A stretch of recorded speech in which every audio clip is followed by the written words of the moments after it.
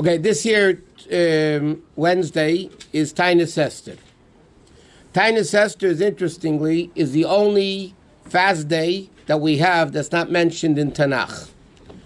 All the other fast days are mentioned in Tanakh except Tainus Esther. This that it speaks about in Esther, in Megillah Esther, that Esther told Mordechai to fast 3 days, that happened Pesach time. Except Vayav Mordechai, it says Mordechai even told the Jews even on Pesach that year they had to fast. But this that we fast out of Purim, which is called Tainus Esther, is really not mentioned anywhere in Tanakh. It's a minig. What's the source of it? So the Rambam writes, the source of it is because B'chlau, when Jews went to war, the din was the people that stayed at home would fast to daven for them that they should be successful in the battle. Like we find when Moshe Rabbeinu went up to fight Amalek, so the Yidden at that time fasted. So the assumption is, it says in the Rambam, that the people, Yud Gimel, was the day that they were going to, the decree was there that they can wipe out the Jewish people. So the Jews fasted on that day. Okay? So why is it called Tainus Esther? There's an interesting explanation the Rebbe gives, one of the reasons why it's called Tainus Esther. Yeah, they say it's connected to the fast Esther made them, but it's really a different fast. It was a completely different fast then. So the Rebbe explains very interesting and very simple.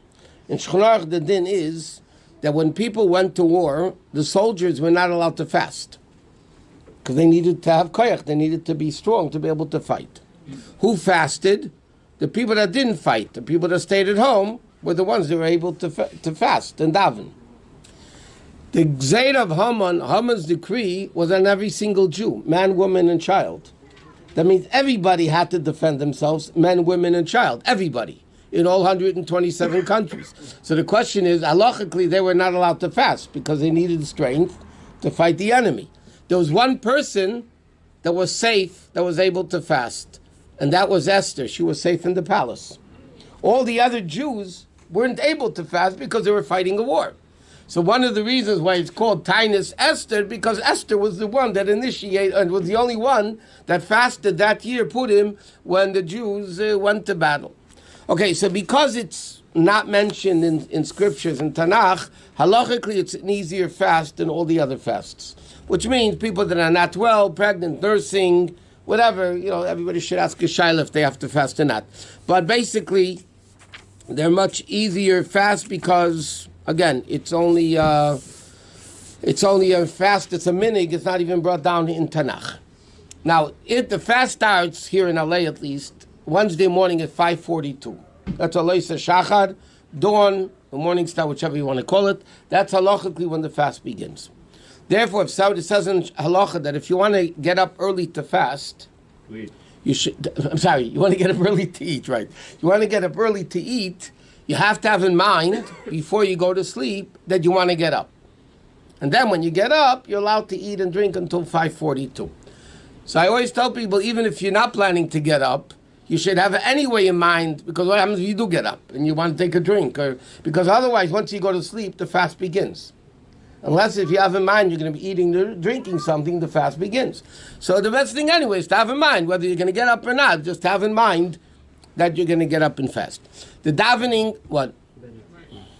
What is this emphasis on if you're going to do something, have in mind? Like, what if I don't have in mind, but I get up and I fast, and the important thing is to fast?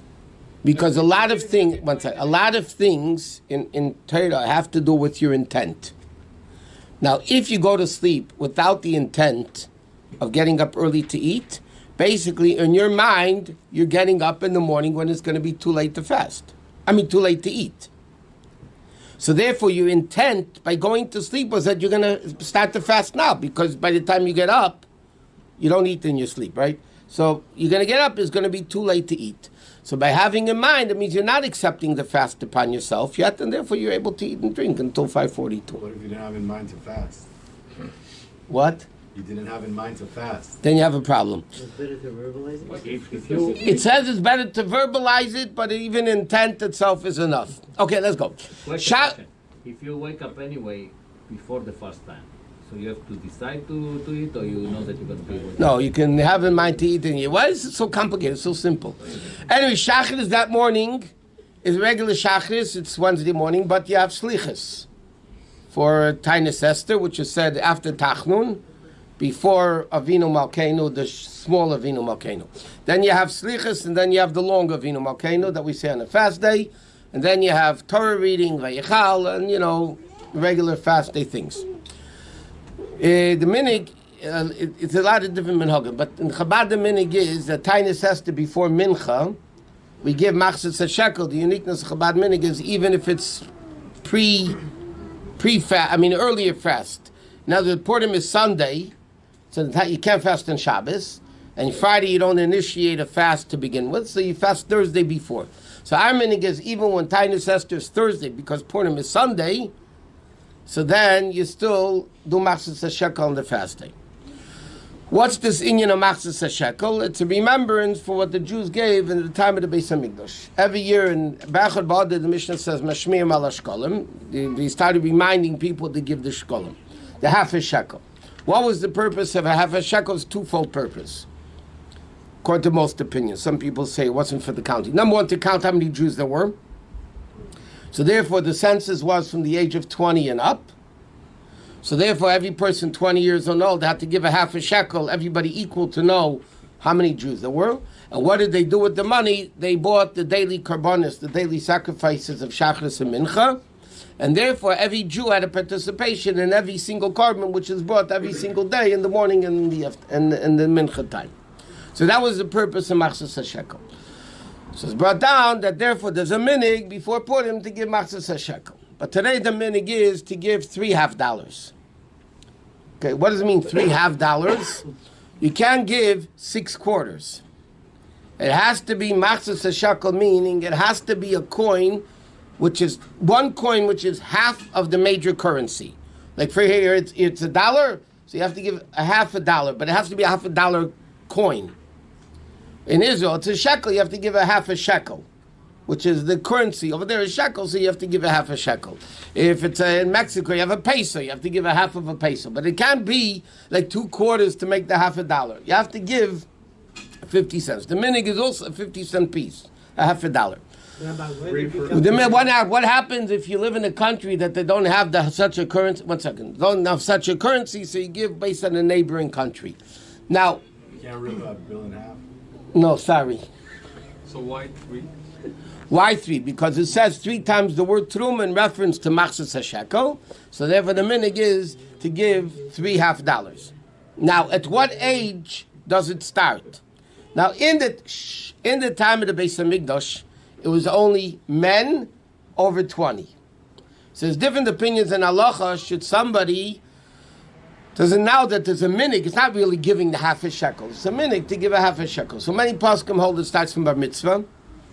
Some poskim hold women should be giving it, even though most poskim say not. Chabad minig, the previous Rabbi used to give Machzis HaShekel for his wife and his kids.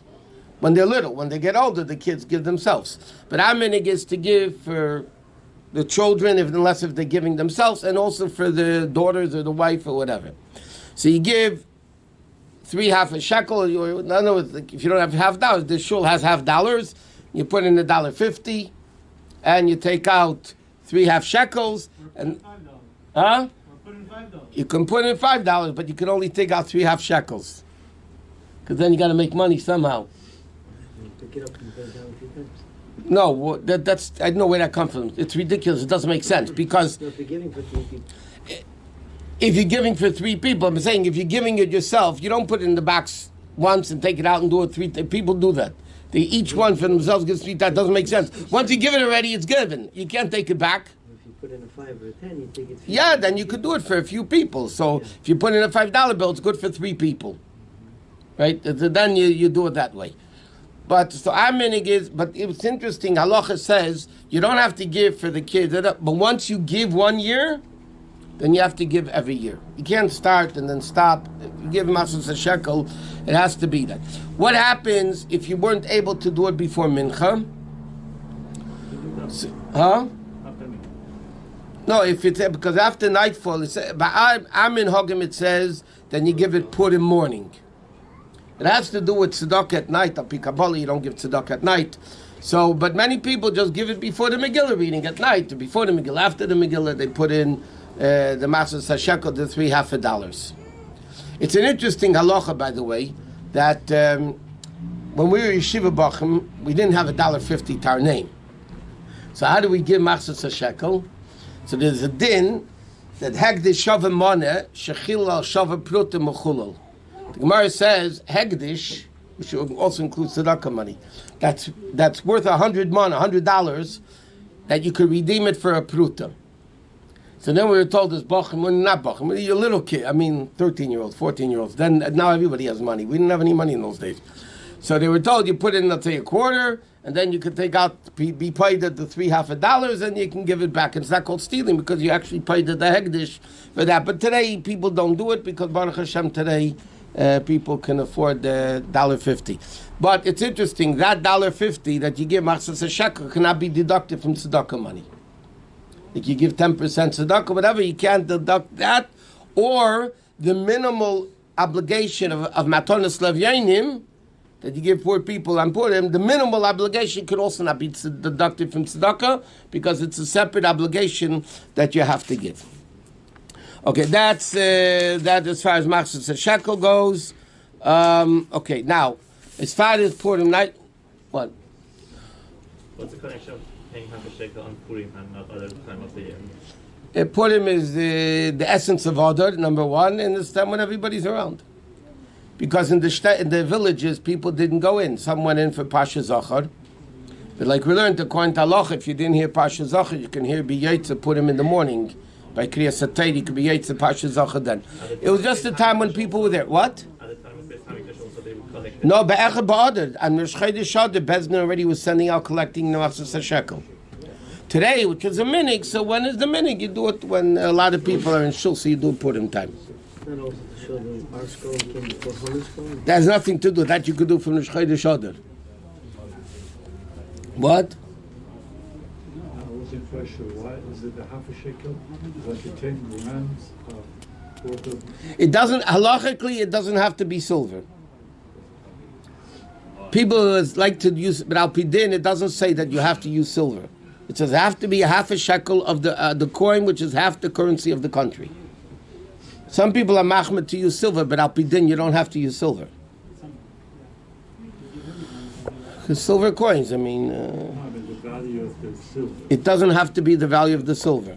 So it's $1.50. Pidyon Aben has to be the value of 5 silver shkolim, which is like approximately, according to today's cheshbon, it's 203 grams of silver, or the value of that.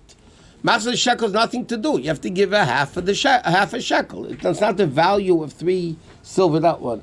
So it has nothing to do with the kapara for Purim. No, The destruction of the. no. It's a minig because the people used to give machzas shekel. That means a half a dollar is a half a shekel. Well, here in America, it's half the currency. I told you. In Mexico, it'd be half a peso. In Iran, it would be a half a what? Cheaper. So go to Iran for Purim. Essence. Yes, yeah. After that has no value here. There was just a French guy, by the way, that went to the Kvarim of Mordechai and Esther in Hamad over there. There's a video of it. Yeah. But what's interesting is how the guy got in. He had to open locks and stick his hand. It was a very interesting thing. But I told you guys already, there's a Me'idi that says that Mordechai and Esther are not buried in Iran. The Me'idi holds that Mordechai and Esther are buried in Eretz Yisrael. Really? Yeah, Where? We don't know. doesn't say. He said they're buried in Eretz Yisrael, that afterwards they went up to Eretz Yisrael and they died there and they were buried there. That's what the Me'idi holds. But I know in Iran tradition, in Persian tradition, they're buried in what, Hamadan, yeah? Yeah. Okay. Anyway, But I heard that there is a lot of Muslims Huh? by the kever all the time. the Me'idi says that they afterwards they went back out to Yisrael. No, he said they died in Eretz Yisrael. That's what the Me'idi says. Okay, next. Ma'ariv of Purim, which is Wednesday night. Okay? So, Mincha is 6:50 because it's a longer. Oh, one thing, Taka Mincha time Mincha, Tainus Esther, you don't say Avinu Malkeinu. Because it's out of Purim after midday, so there's no tachna, so you don't say Avinu Malkeinu Tainus Esther at Mincha. If Tainus Esther is Thursday, because Purim Sunday, then you would say Avinu Malkeinu at Tainus Esther Mincha, because it's not out of Purim. But there's Kriya with Haftarah, okay.